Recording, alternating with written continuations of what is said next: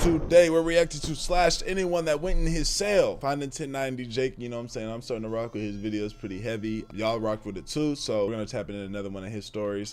Man, what's up, everybody? Welcome back to another episode of EOS. It's 1090 Jake, man. I'm rocking with y'all and y'all rocking with me.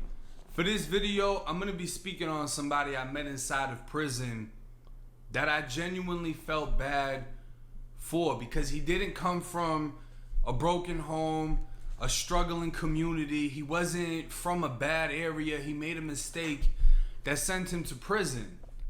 But while he was inside of prison, he had to turn into a violent, vicious human being that in the eyes of the state or the DOC, they would label him as a monster, as a troublemaker, as somebody that was doing nothing but causing problems within the prison, without the understanding that the reason he's doing what he's doing is to survive, stay alive in this bitch that they sent him to.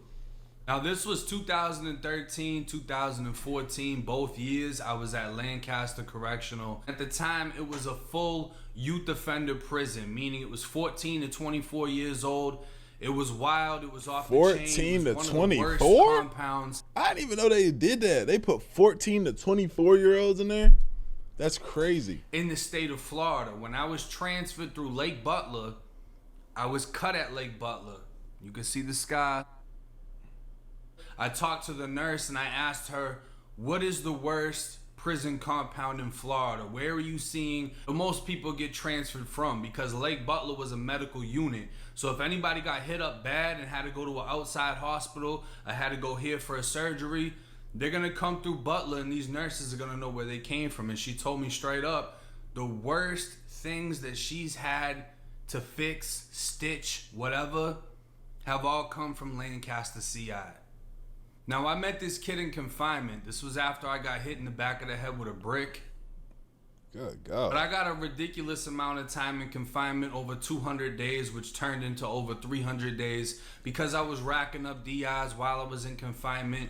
And a lot of people don't understand confinement is one of the most dangerous aspects of prison, because you will be put in a cell with opposite gang members. You will be put in a cell with people that you don't know their intentions, and you're ready for whatever because you have to be ready for whatever. The COs are not going to save you. It doesn't matter how long you're kicking the door down and screaming for them. There's multiple cases out there you can look up of people that have told the COs, I'm in fear for my life, I need to be moved. The COs did nothing. And in some of these cases, it resulted in that inmate's death. But looking at it from another angle, just bothering the COs makes you a target. Asking them to move you. Now they got to do paperwork. They got to get you moved from this cell to that cell. They're not going to do it for no reason. They're going to come, they're going to gash you, they're going to cuff you up, they're going to beat you into the ground.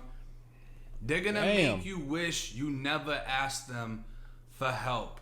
And when you're fighting inside of these confinement cells, everything is concrete. You fall, you hit your head. People die accidentally all the damn time, and the other guy's gonna get charged with the murder. People have weapons in confinement. It's going down in confinement. And that's what made this kid stick out to me. I only saw him when he would come out for showers, or if I came out for showers, you know, I gotta cuff up. They take me out, they take my bunkie out. I'll be in front of this kid's door, because he was in the cell next to mine, and I could see him. Small white kid, maybe like 5'6", 5'7", and skinny to the bone. He was tiny. He looked like the ideal victim. Somebody that would get ran down on to be extorted. Or if he was on an adult compound, he would be someone that booty bandits would approach and they would try to do whatever they could do with him. This kid, there was nothing about him that was intimidating. Being thin and small as hell in prison, bro. That's tough. That's crazy, bro. He looked physically weak. And I was wondering to myself, why didn't he have a bunkie? Because he was in that cell by himself for a little minute. And at the time, I had a bunkie that was a Zoe from Palm Beach. He ended up getting moved out, and I got somebody else in. The Zoe from Palm Beach ended up going home. And, you know, before he went home, we dapped up. We got cool. And we handled business in the cell. A couple of times, because this was during the Blood and Zoe war. They were putting all Bloods in the cells with all Zoes. They were putting all the opposite gang members together. Y'all kill each other. I don't give a fuck. purpose That's what he's saying. Lancaster CI. So if you were a Zoe when you came to confinement, they're putting you in with a Blood and vice versa. They know what's going down. And what they try to do is, when word comes from the compound that either a Blood or a Zoe got cut and travels back to confinement, everyone in confinement now that's in the room with an opposite gang member, they're going to tear it down. And there was a Latin king at the time that was an orderly in confinement. He would bring razors in for the Zoes, and they would be able to cut any Blood or any MPI that was in the cell with them. We were getting things back there through boomerangs. There was a lot of different things going on, but people were getting hit up constantly in confinement based on people getting hit up on the main compound. And when everyone starts tearing it down in confinement, they try to give you inciting rioting charges, or they just give everyone else more DIs and try to get everyone shipped off as a gang shipment to reduce the gang numbers at the prison. And even that in itself would be wild as fuck, because they would take 30 to 40 people, all of them Bloods and Zoes, and put them on a bus at the same time and send us to a reception center. So what do you think's gonna happen? We've just been tearing it down in confinement. Now you put us on a bus. It's gonna go down on the bus too. Facts. Fortunately though, when I got on the bus, it was Bloods, it was Zoes. Everyone came to an understanding. We're gonna leave what happened at Lancaster at Lancaster. So I get a new bunkie put inside of my room. We're chilling or whatever. Ain't no issue. He actually wasn't a Zoe. He was supposed to be a Blood, but I guess he wasn't banging in prison, which already is a red flag to me. Like, that sounds fugazi as hell. And then he was in a Zoe dorm on top of that. So it's like, okay, they must have folded you. You know what I'm saying? But we in the cell, he asked who's our neighbors. So I tell him who's to the right and I tell him who's to the left. And who was to the left was this small white kid, and he actually knew who this white kid was. So he gets on the door and he starts talking to him. This was the first time I heard this kid speak.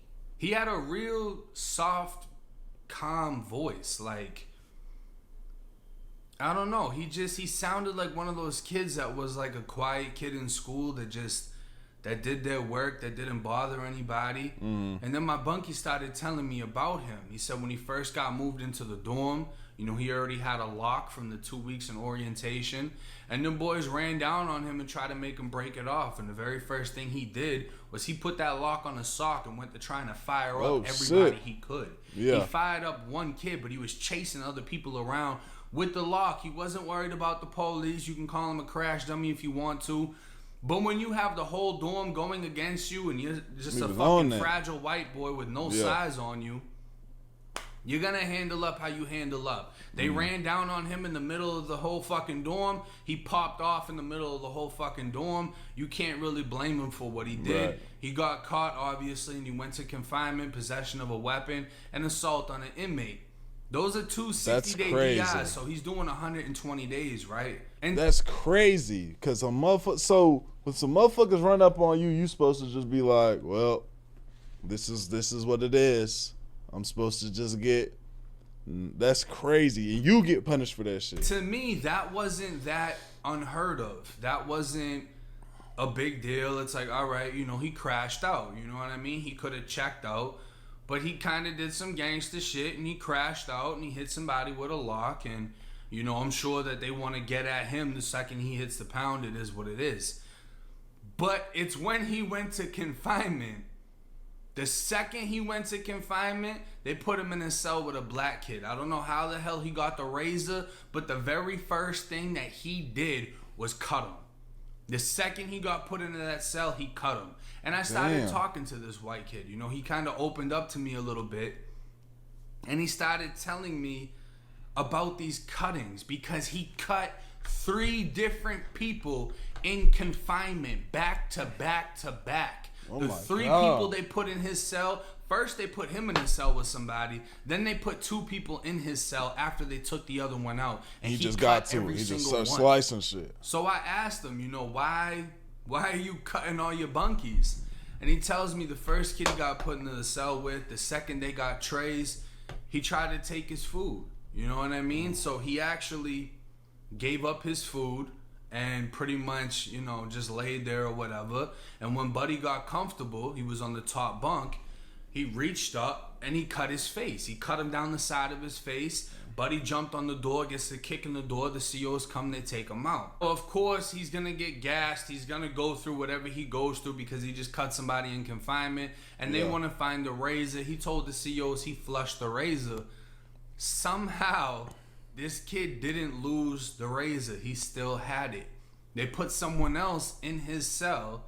He cuts them. And he cut them just to cut them. Just to cut them. Because they were black. And he expected this person to do the same thing. So how he cuts this one is when the COs are going to put somebody inside of your cell, they're technically supposed to make you cuff up first. So you got to walk up, stick your hands out the flap, cuff up. Then you got to walk to the back of the cell, turn around. They bring the other guy in. They uncuff him first, and then they uncuff you. Well, for some reason, these COs, and they do it frequently, they just told him to get against the wall. They were trying to speed things up. They didn't want to waste time having to cuff him up. So they tell this kid, get against the wall, turn around. He's already turned around, but he said he looked back, and he saw they were putting the black kid in his cell. They open the cell door, they put the kid in, they shut the door, and they tell the kid to stick his hands out of the flap because at this time, his hands are still handcuffed. So what did the white kid do? Turned around and went to carving his ass up while he's still handcuffed with his hands behind his back. No. So he can't do anything. Yeah. But just move his head around. Yeah. And try to not get cut. But, I mean, there's really no defending that. Your hands are behind your back. He just kept cutting them as many times as he could. The COs started gassing the shit out of them. He backed up, and he flushed the razor. Now, the COs, they open the door once they get them both cuffed up. This is his second cutting. His third cutting, when they put another person in his cell, he said that he had saved up his food. He was selling his food. I believe he was selling stamps at the time because he was getting stamps sent to him. He was able to buy a piece of a razor, either off of the orderly or... What's up, man? Justin need food? Oh, I do. He ate. He did? Mm-hmm. Okay. Where you at? I'm about to get food. Okay. I'm waiting on you. Off of someone else that was inside of confinement. I forget which one it was. But he saved up enough that he was able to buy a little piece of a razor. They put another kid in his room, and he basically just did the same thing. He was cuffed up. That kid was cuffed up. They got into the room. The second that kid got comfortable, he cut him. Damn, it wasn't anything major the third time. It wasn't any beef. He just did it to do it. I don't even remember the race of the third one. I know that the other two were black. I think the third one must have been like Spanish or white because my bunkie was like, yeah, he don't care. He doesn't care what race you are. He doesn't care what you are. If you go in the room with him, he's gonna cut you. He's gonna get on you. So this kid had 3 different cuttings. Knowing that, as soon as I got in there, it would just have to be on, I guess. So that's like like I'm sure the new people that go in there don't know that, but shit, if the tip get, well, I'm on that. 4 different DIs for assault on an inmate. I don't know if he was getting hit with possession of a weapon every single time because they weren't recovering it, but they probably hit him with those DIs too. So you got to think he's getting 120 days in confinement for every cutting. He's 3 cuttings in on top of the 120 that he got for firing the kid up with a lock. So he already has over a year in confinement to do, and now he's pending CM. They want to send him to CM. I felt bad for this kid because everyone he was cutting, it was just purely out of fear or someone that he knew was going to try or did try to take advantage of him. You know what I mean? And he told me, he's like, I don't want to do this. I don't want to do this to people. I don't want to have to live like this, but what am I supposed to do? Am I supposed to starve? Am I supposed to just accept whatever they want to do and have them run my life in here? I can't do that. And what really made me feel bad for him was the fact that he was pending CM, and I knew he was going to go CM. And CM, they're not separating the youth offender prisoners. You're going to get sent to an adult prison and you're going to be put on CM. And there's levels to CM, but they do have a level where you have a bunkie. The worst CM, you're by yourself. But the one when you have a bunkie, they're putting you in there with adults. And if he's going through it like this in the YOs, imagine how it's going to be when he's put in a cell with an adult, when he doesn't have a razor or any type of weapon. And this adult has been on CM for 10, 15, 20 years. You know, you hear the stories about CM where you have these guys that just, they can't function on a regular compound. They'll go to a compound and stab someone just to go back on CM. Jesus. And all they're doing is, you know, attacking their bunkies, raping their bunkies. You have people that are famous inside of prison, like Hitman, who's a famous GD inside of Florida State Prison that's been spoke on by me, by Bounce Back B, Brian Bruton. He's a famous GD that's notorious for raping people, especially inside of CM. He would knock his bunkies out, hit them with trays, and rape them. It didn't matter what race. It didn't matter nothing. If he could do it, he was going to do it. If he was on a regular compound, he's running down on people with knives, doing the same thing, jumping on them while they're sleeping, holding the knife to their neck, and doing whatever he wants to do. And I just knew this kid is not going to have an easy ride. It's not going to be easy for him, regardless of what happens to him, regardless of where he goes. You know, the COs don't want to hear anything. When they look at him, I know that they see the same person that I see, but they don't care, because just as numb to the violence as we get, they get, because they also having to clean that shit up too. They having to go and take care of it. They just like, yeah, this is some everyday shit. They've been here longer than most of us. You know, us YOs, you can only be a YO for like 6 years. And these COs are 10, 15, 20 years in. They're way more numb to this than us. So they don't have the sympathy. They're not looking at this kid like we need to help this kid. Yeah. They know what time it is. They laugh when they give us confinement time. Oh, 240 days. Oh, 300 days. They make jokes about it, as if it's like setting a record, you know what I mean? You'll go into an office and there'll be a captain, there'll be a lady from classification, they'll give you your sentencing, and then when you come out, the two officers in the hallway will be like, oh, this one got 270, damn, I wonder if we're gonna beat that record today. Oh, this one got 320. Like, they love it, and they don't understand that that's 320 days that you need to sit inside of a cell with people you don't know, while you're barely getting fed, while you're getting new bunkies every 30 to 60 days, because that's the average time for a disciplinary report. So you're going to get someone else in your room. You don't know their intentions. It's the most tense feeling when they bring all the new guys into the dorm and you don't have a bunkie, and you're looking out the window and you see everyone.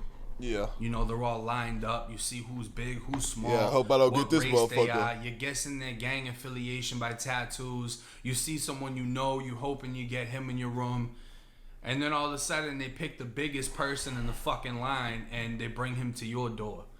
And you're just looking like, all right, well, you know, it is what it is. He's coming in here. So once he gets in, you know, you're going to puff your chest up. What's up? Where you from? What you bang?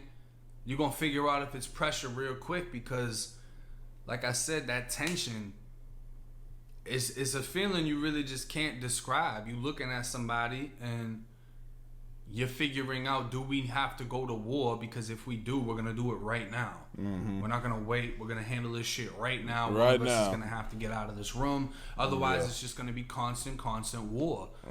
And if you do it while the COs are in the dorm, that's considered soft. That's not a good look. You wait until they leave and go on another quad, so no one can hear you fighting except for the other inmates, and no one's going to help you if somebody is killing you inside of that cell. Now, I don't know what happened to this kid. I don't know what happened with CM. I don't even know if he's alive, because I've seen a lot of kids like that inside of the prison system. You know, I saw one at Appalachia. He ended up killing 2 people, and now he's, you know, facing the death penalty. I saw another one at Appalachia that killed himself because he just couldn't handle the pressure of being at Appalachia, of having people openly tell him, look, I'm going to rape you over and over and over again. Or you're going to pay me money. I'm extorting you. If you don't, this is what's going to happen. You got people that's getting slapped. You got people that's just getting bullied, ridiculed. And it isn't just from the inmates, it's from the staff too. And that pushes people to kill themselves. And I have no idea what happened to that kid. But that's somebody that I genuinely felt bad for because he didn't belong in there. He wasn't supposed to be in there. And, bringing up the other video that I just did about Daniel Silva, the tattoo artist, when you watch him and you see him, I think he's only like a year older than me. He doesn't look like he's meant for prison. He's soft-spoken. If anything, he sounds a little bit feminine, to be quite honest. And that is not going to work out for you inside of state prison. And when I just, when I see him, when I hear him, I think of this other kid. And I think of how is things going to turn out for Daniel Silva. Is he going to go to prison and have to kill and turn into something that he wasn't? Yeah. Or will it get to him to the point that he kills himself? Because you do gotta commend to the people that go in there, that unfortunately have to go in there, but they get with the program. You know what I'm saying? And they don't, even though it's hectic, if that's your reality, it's you decide okay, boom, I'm about to apply pressure because I just can't go like that. I just can't go like that. If that's in your brain, you gotta commend it. Because he just can't deal with the pressure inside of this new prison society. The number one thing that I hear to this day that I get messaged about, that people, will just reach out and say to me, is I couldn't have handled that. I couldn't have gone through that. I wouldn't have been able to do it. I would have freaked out. And it's I freaked the fuck out. I'm about to say, I feel like everybody probably did. I kicked the door down. I got gassed by the COs. I freaked the fuck out. You know what I'm saying? There were times when I felt like I couldn't handle it. But at the end of the day, you don't have an option. Because no matter what you do, you're stuck in this cell. You're stuck behind this door. You can't, there's no escaping it. And that feeling there, knowing that no matter what you do, your pleas, your cries for help, nothing can get you out of this situation. You just have to go through it and adapt. It breaks people. And it breaks them to the point that they either become something they're not able to come back from, meaning that the trauma that they go through, they're not able to come out the same way they once were, or they just take themselves out because they can't handle it. And these are the realities of prison that a lot of people don't acknowledge or don't understand. You'll view the stabbings on the rec yard, the gangs inside of the dorms. That's just a portion of prison. Confinement, the pressure from the COs, the pressure from just how things go, the tension, the anxiety, the PTSD starting to scar itself into your brain. When you now move out of reaction, when you're starting to hear people get beaten, get stabbed, get killed. You hear about this dude just died in this dorm. You're about to be released from confinement and you're going to that same dorm. These feelings that you get of, I'm about to go to war. I'm about to be in a position where I either need to do this or I die. Those feelings and emotions, they stick with you forever. And those same feelings and emotions is what I feel is important to vocalize and speak on and tell people that watch these videos, because it's so much more than what people think when you go inside of prison. It's so many factors that you can't really understand without going through them. And I hope that y'all, my viewers, don't ever have to go through these things. For real. And can understand it as much as humanly possible just by hearing the experiences that I've gone through, that others have gone through. I hope y'all never have to experience this shit. But hey, it's 1090 J. Man, heavy. Nigga just like, okay, he did this, I'm stabbing. Like, my brain is just, okay, nah, if somebody come in here, I'm stabbing. Because I can't, I'm not big enough, I'm too small, I'm not even going to allow this shit, I'm stabbing. Crazy, bro. Crazy.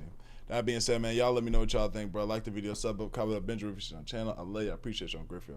We are gone, man. ADD, let do it.